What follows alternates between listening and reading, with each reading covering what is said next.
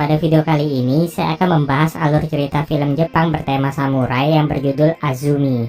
Azumi merupakan salah satu dari sekelompok anak muda yang sejak kecil dididik untuk menjadi pembunuh oleh seorang samurai. Meskipun seorang wanita, keahlian Azumi sebagai seorang samurai tidak kalah dibanding dengan rekannya yang lain.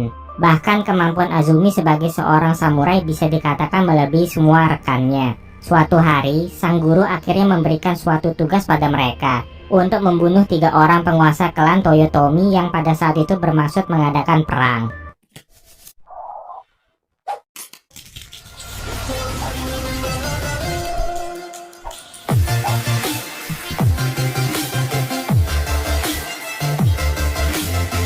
Film Azumi mengisahkan tentang seorang samurai wanita bernama Azumi yang sejak kecil dilatih menjadi pembunuh. Ia sejak kecil tinggal bersama guru dan 9 orang sahabatnya. Azumi yang diperankan oleh Aya Ueto juga merupakan satu-satunya perempuan di kelompok itu. Ibu Azumi meninggal saat ia masih kecil karena dibunuh. Sejak saat itu ia diasuh oleh seorang samurai yang kemudian menjadi gurunya, bernama Gesai. Bersama dengan 9 kawannya, sejak kecil Azumi dilatih bela diri serta ilmu pedang.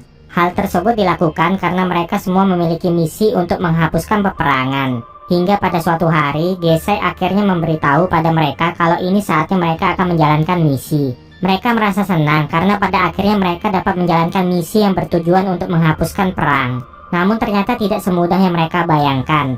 Guru Gesai memerintahkan ke 10 muridnya untuk memilih salah satu teman mereka untuk dijadikan tim. Awalnya semuanya ingin berpasangan dengan Azumi, tapi mereka menyadari kalau Nachi lah yang paling cocok berpasangan dengan Azumi. Dan Azumi juga menaruh hati pada Nachi.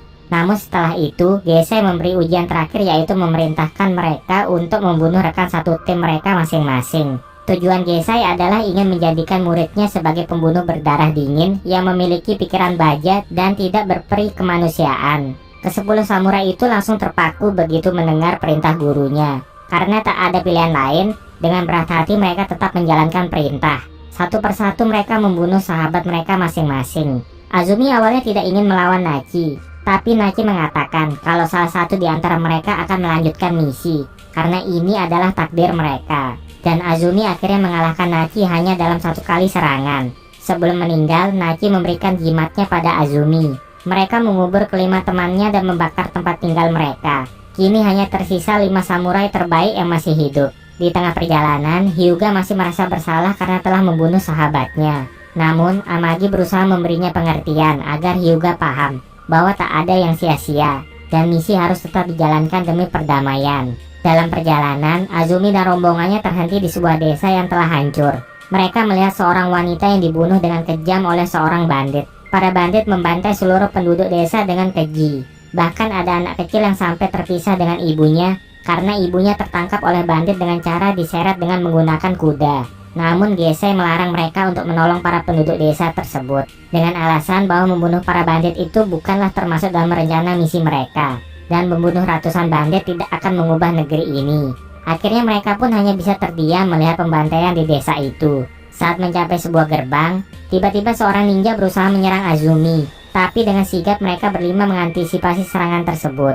Rupanya ninja bernama Nagato itu berada di pihak mereka. Ia datang untuk mencoba kemampuan para samurai dan membawa surat dari pendeta Tenkai. Isi surat itu adalah sebuah perintah untuk melenyapkan 3 tokoh penguasa, yaitu Nagamasa Asano, Kiyomasa Kato, dan Sanada Masayuki yang telah menyebabkan kekacauan di negeri ini.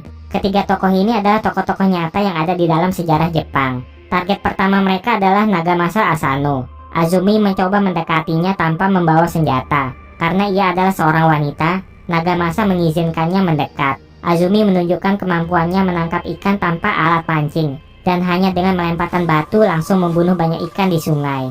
Hal itu membuat Nagamasa kagum. Azumi bertanya padanya, apa betul Nagamasa yang menyebabkan peperangan lain di negeri ini?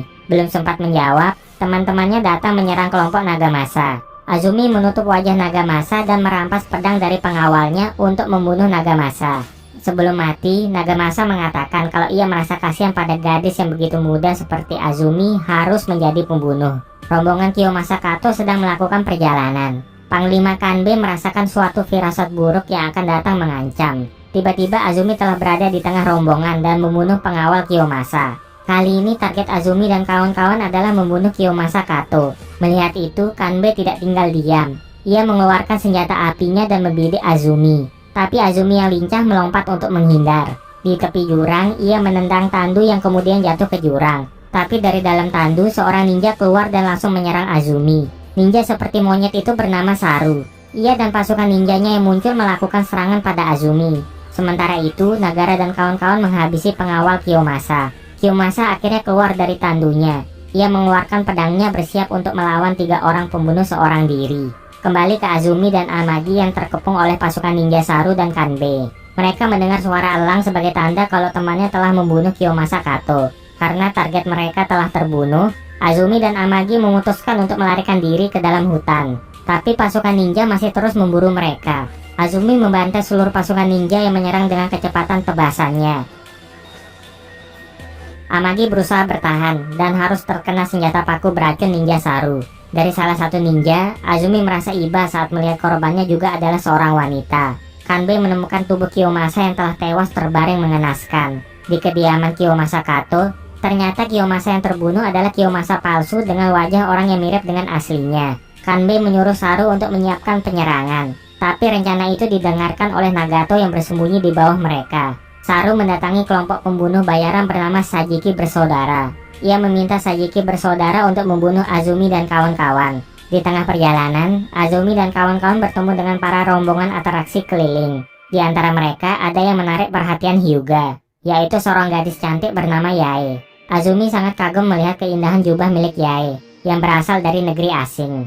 Paginya, Nagato datang untuk menyampaikan informasi kalau orang yang telah mereka bunuh adalah Kiyomasa palsu. Kelompok Sajiki Bersaudara menghampiri rombongan atraksi. Karena Azumi dan kawan-kawan telah menjadi incaran penjahat, maka siapapun bisa menjadi korbannya, termasuk rombongan atraksi tersebut. Akhirnya rombongan tersebut menjadi korban. Ketika Yae akan bunuh diri, Azumi dan kawan-kawan datang untuk menyelamatkannya. Semua dibunuh oleh Sajiki Bersaudara, dan hanya Yae yang tersisa. Pertarungan di antara mereka terjadi, tapi percuma saja. Mereka bertiga bukanlah tandingan Azumi dan kawannya.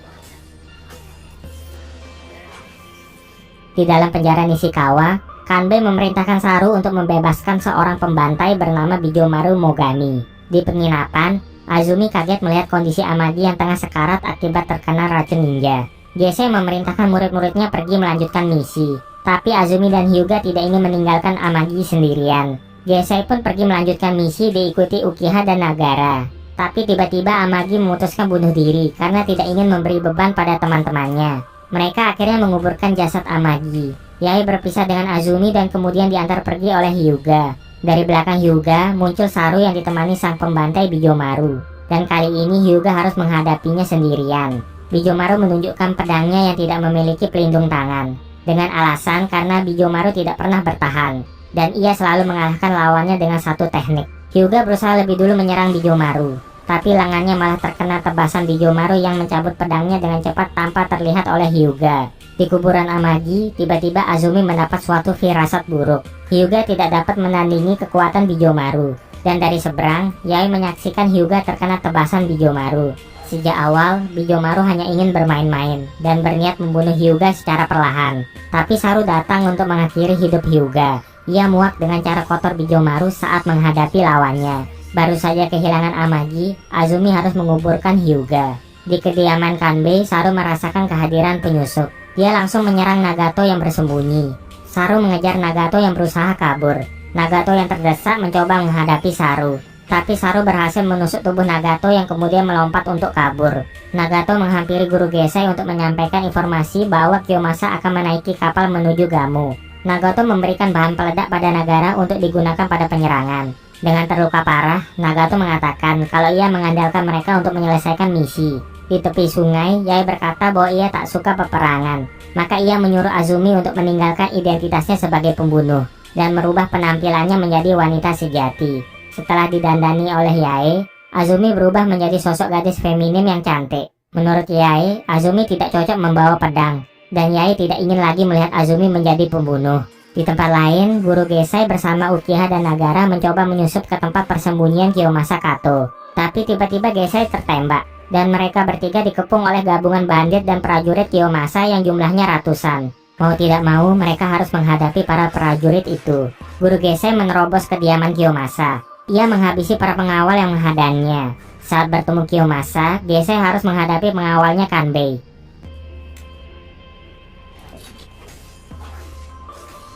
Karena luka tembakan, Gesai pun akhirnya kalah dari Kanbei.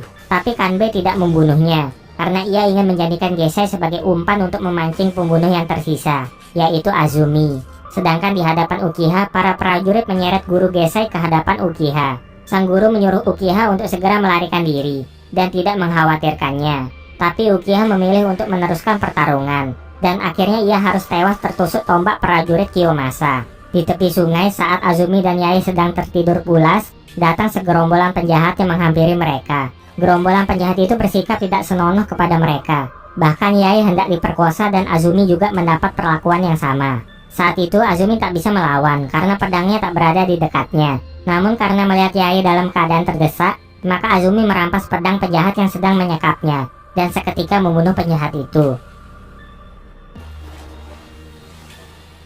Azumi meminta maaf pada Yae kalau dirinya tidak memiliki pilihan selain menjadi pembunuh. Jika bukan karena gurunya, ia mungkin sudah mati.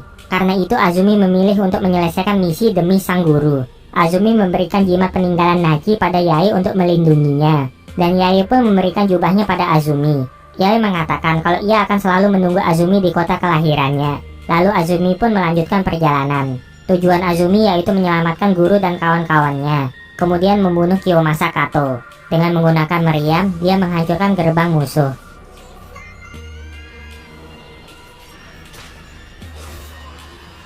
Karena harus melawan musuh yang begitu banyak, Azumi merobohkan menara untuk menahan musuhnya. Tidak satupun dari mereka yang dapat melukai Azumi. Bahkan prajurit pemanah mengenai kawan mereka sendiri. Bijomaru tampak bersemangat melihat teknik pedang Azumi yang begitu luar biasa. Para prajurit ingin menembak Azumi, tapi malah mengenai gerombolan bandit. Para bandit tidak terima, dan akhirnya terjadi konflik antar bandit melawan prajurit. Dari balik bangunan, Saru dan pasukannya bersiap untuk meledakkan semua tempat menggunakan meriam. Tapi saat membuka pintu, Nagara datang dan meledakkan tempat itu. Azumi melemparkan peledak pada pos prajurit yang langsung menghancurkan tempat itu. Tiba saatnya Azumi berhadapan dengan Bijomaru. Dan Azumi mengeluarkan pisau tersembunyi dari gagang pedangnya. Kali ini Azumi berusaha waspada dengan lawannya itu. Untuk pertama kalinya, Bijomaru harus bertahan dari serangan Azumi. Tapi tak satu pun serangannya dapat menggores tubuh Azumi. Dan malah Bijomaru yang terkena tebasan Azumi di tubuhnya secara bertubi-tubi. Hal itu membuat Bijomaru frustasi dan kehilangan fokus. Dalam satu serangan terakhir, Azumi memberikan tebasan yang membuat leher Bijomaru putus dan tewas seketika. Sang guru berpesan pada Azumi untuk melupakan seluruh misinya dan bertahan hidup seperti yang ia inginkan. Sambil meneteskan air mata, Azumi merasa kalau ia tidak tahu harus berbuat apa tanpa gurunya. Gurunya meminta Azumi tidak bersedih, karena selama ini ia tidak pernah mengajarkannya menangis. Hujan deras mengguyur mereka, membasahi wajah guru Gesai yang telah tiada, dan Azumi bersedih, sambil terus memanggil-manggil gurunya seakan ia tidak rela jika harus ditinggalkan oleh guru yang sudah ia anggap sebagai ayahnya. Di tengah laut, Kiyomasa Kato beserta Kanbei sedang berada di atas kapal menuju Gamo. Tapi tiba-tiba dari belakang Kiyomasa, Azumi muncul dan langsung menebas wajah Kiyomasa. Akhirnya Kiyomasa Kato yang asli tewas di tangan Azumi.